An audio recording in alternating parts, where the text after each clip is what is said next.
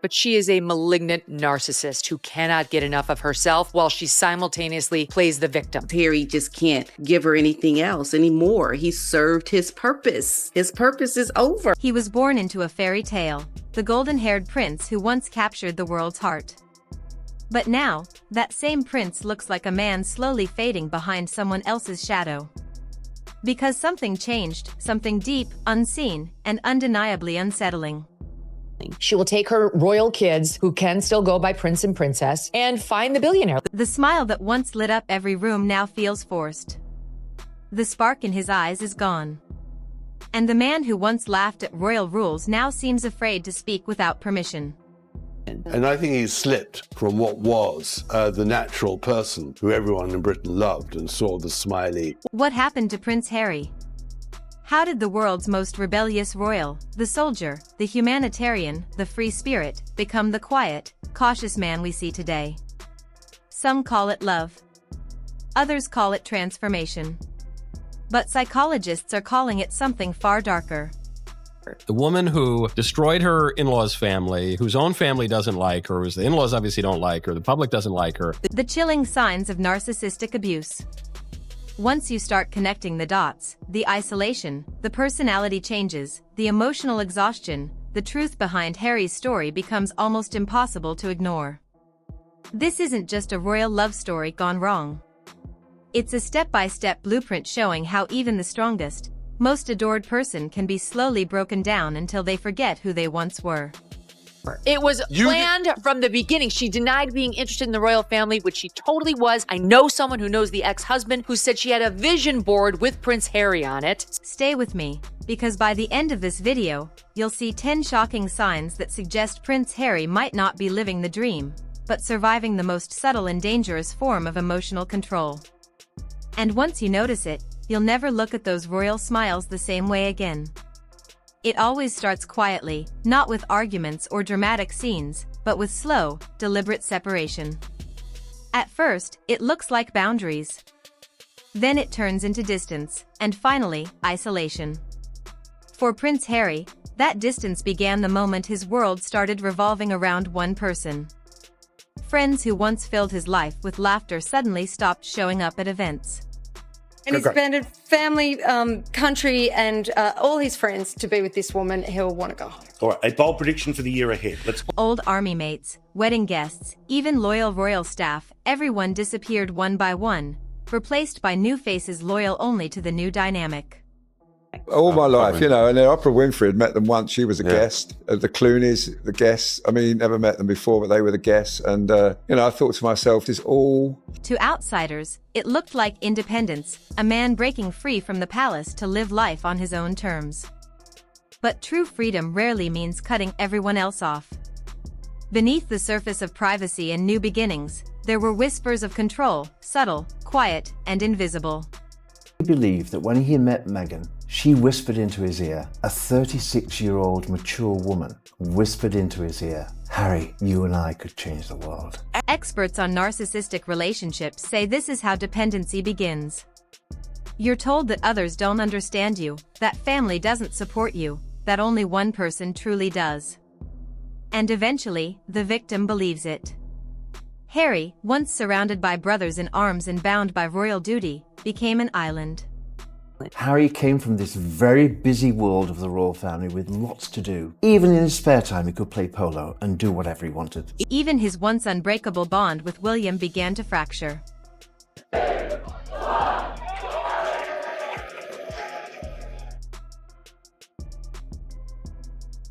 The world saw the interviews, the confessions, the distance, but few noticed the psychological pattern unfolding. The shrinking of a social circle until only one voice matters. It's not anger, it's strategy. A controlled environment disguised as love. When William married Kate, I think the relationship inevitably changed slightly, as sibling relationships always do when a third person comes into it. By the time the move to California happened, the transformation was complete. No palace, no brother, no father, just the illusion of choice. The saddest part is that many victims of narcissistic abuse don't even realize they've been isolated until it's too late. Isolation doesn't feel like a prison at first, It feels like safety until you notice the walls. He sat in Montecito, twiddling his thumbs, thinking, what do I do next? What is my role? Where is my work? The change in Prince Harry didn't happen overnight. It crept in like a shadow. Once the lively, mischievous prince who couldn't hide his grin even during the stiffest royal ceremonies, Harry now seems like a man carefully measuring every word, every glance, every breath. The spark that once fueled his rebellious humor and raw authenticity appears to have dimmed under the constant need for approval. The way that I saw it was, there is a way of doing things, but for us, for this union and the specifics around her race. And the one person he seems desperate to please is Meghan. Observers noticed it early on. The confidence that once came naturally to him began to fade after their marriage. For the last 6 or 7 years, Harry has been the third person alongside Kate and William. In public appearances, Meghan often takes the lead, speaking first, steering conversations, even interrupting when Harry tries to share his thoughts. It's subtle, yet powerful. Psychologists call this dominance by interruption, a way to establish silent authority in a relationship. Meghan makes him feel like that sad little spare over and over. As a spare, Harry was used to shaking hands after William. Now he was shaking hands after Meghan. This kind of chaos and confusion just does not happen with William and Kate. William shakes hands first, and then Kate greets them. Over time, Harry's body language changed. His shoulders drew in, his gaze lowered, and his eyes flicked toward Meghan before he responded. The man who once commanded global stages now seems to seek silent permission before speaking. Many say love changes people, and that's true, but this doesn't look like growth. It looks like submission. Meghan's influence appears to have reshaped his personality entirely, molding him into a version that fits her world, not his. Fascination with royalty, does it live up to the fairy tale? No, not at all. As any girl will ever tell you. It's that sort of, oh my god, he's a prince, but no. Friends close to the couple describe him as guarded, nervous, even exhausted. The light-hearted charm that once made him the world's favorite royal has been replaced by tension, caution, and emotional restraint. When someone's confidence is slowly replaced by compliance, it's rarely accidental. It's control disguised as protection. No better way to dismantle a personality than to isolate it. It's not just you that is affected, it's obviously anyone you're with, particularly a girlfriend, your girlfriend. How do they react? Do you feel protective towards them? Hugely protective, and I would be very concerned if I wasn't protected. And while Meghan presents herself as his savior from a cruel institution, it's clear she has also rewritten the script of who Harry is allowed to be. The free-spirited prince is gone, replaced by a man shaped by someone else's will. Once, Harry's voice was his own, raw, emotional, unfiltered. But after Meghan entered his life, that voice began to sound strangely rehearsed, almost scripted. The man who once joked freely about royal life now speaks like a spokesperson defending a brand. It's no coincidence. I've done there, and now it's time to, as you said, work as a team with you.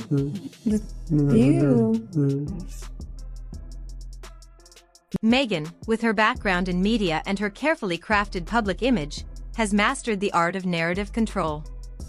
Under her influence, Harry's truth has been rewritten, line by line, memory by memory, until even he might not know where reality ends and her version begins. Take Spare, his memoir. Every page drips with bitterness toward his family, a resentment that feels amplified, almost curated.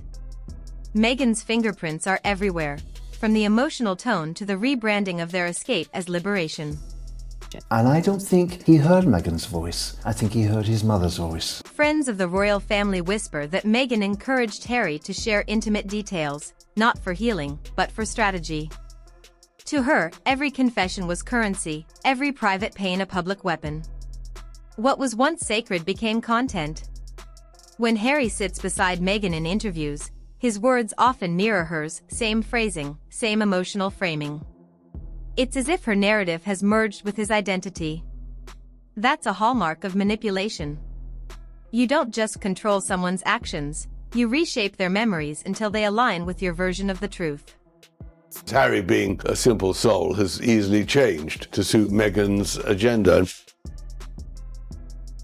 Meghan has managed to turn a prince's life into a storyline where she is the misunderstood heroine and he is the broken savior who follows her lead. The result, a global audience now sees the royal family through Meghan's filter.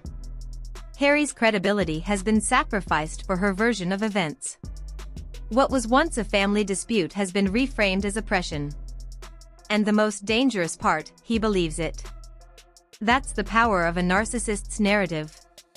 They don't just rewrite your story, they make you forget it was ever yours to tell. Control doesn't always arrive as a demand. Sometimes it wears the mask of love. I remember thinking, how can I ever find someone who is willing and capable to be able to withstand all the baggage that comes with being with me? Meghan's influence over Harry has evolved beyond persuasion, it's precision. Every major decision they've made, leaving the monarchy, cutting off family ties, signing multi-million-dollar deals, carries her signature style, impulsive, dramatic, and perfectly timed for maximum attention. These choices no longer reflect Harry's old instincts. They reflect Meghan's ambition. We know now in hindsight that Meghan never really intended to stay. Behind the cameras, insiders describe her as calculating, strategic, and always in charge.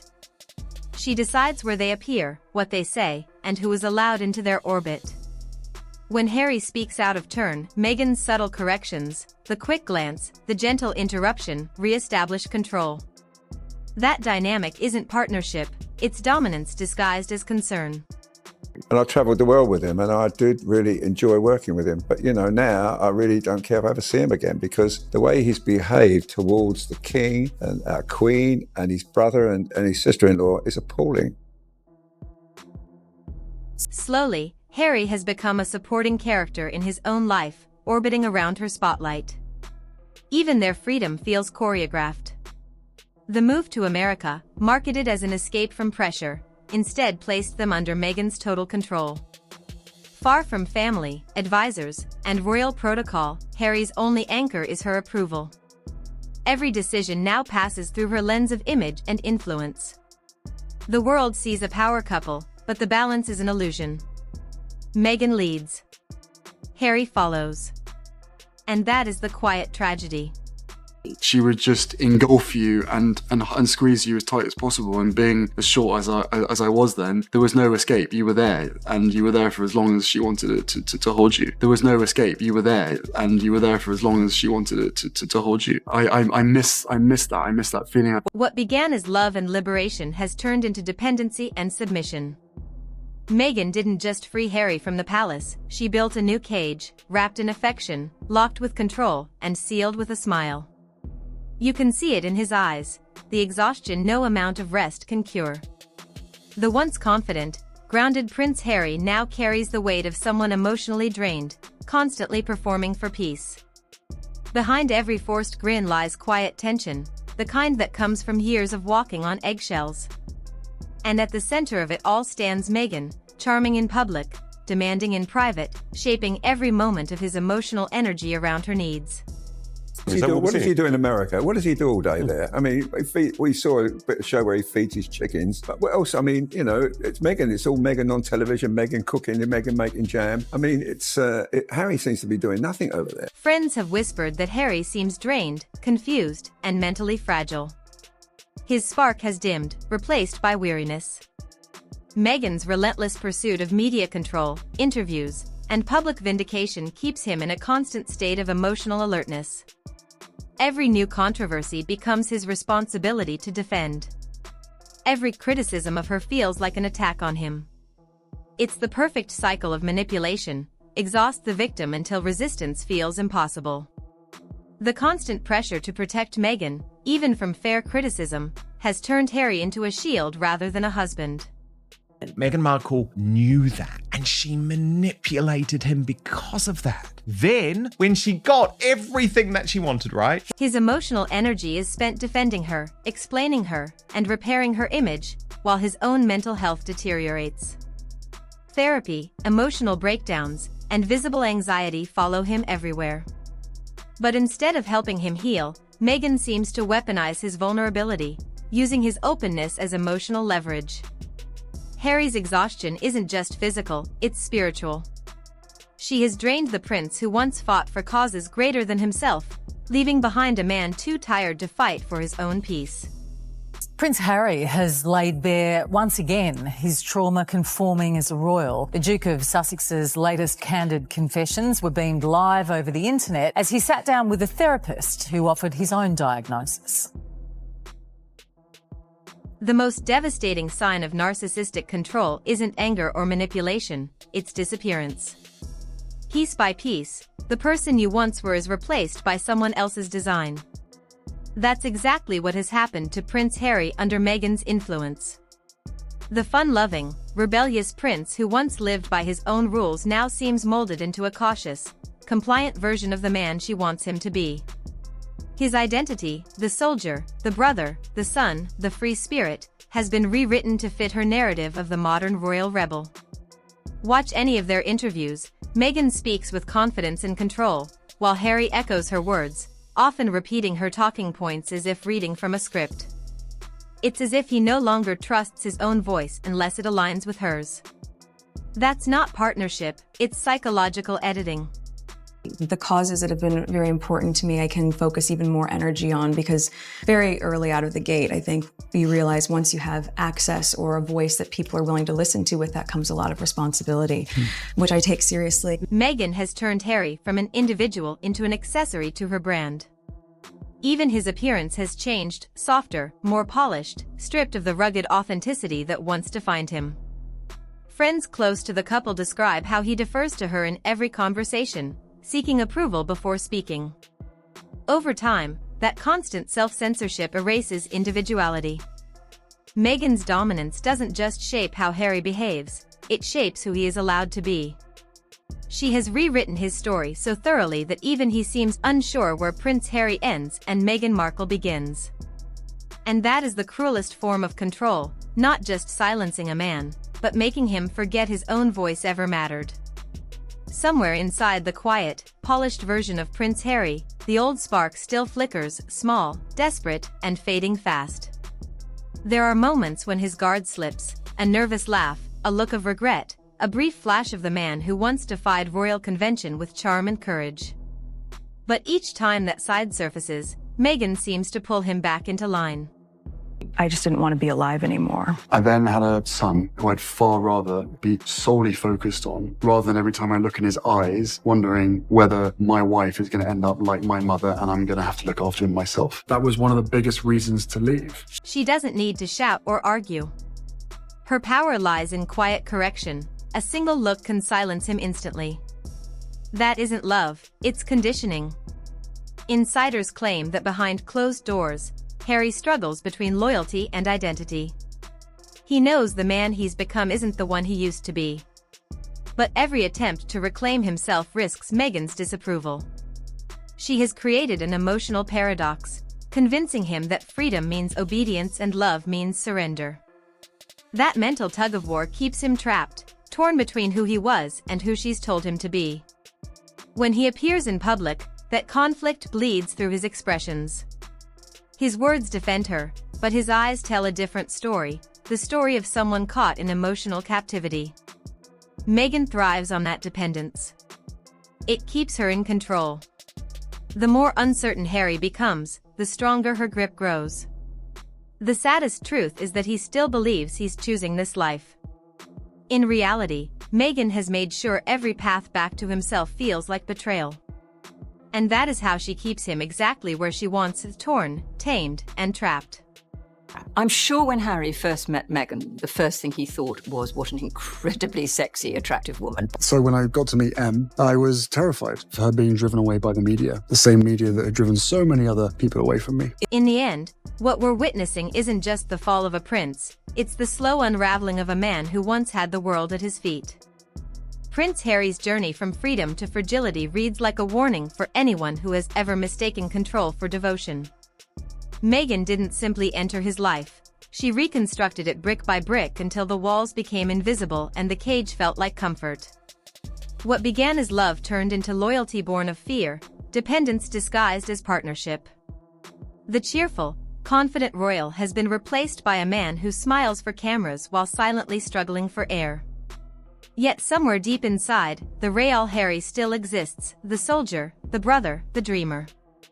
Whether he will ever find his way back depends on whether he recognizes the patterns surrounding him.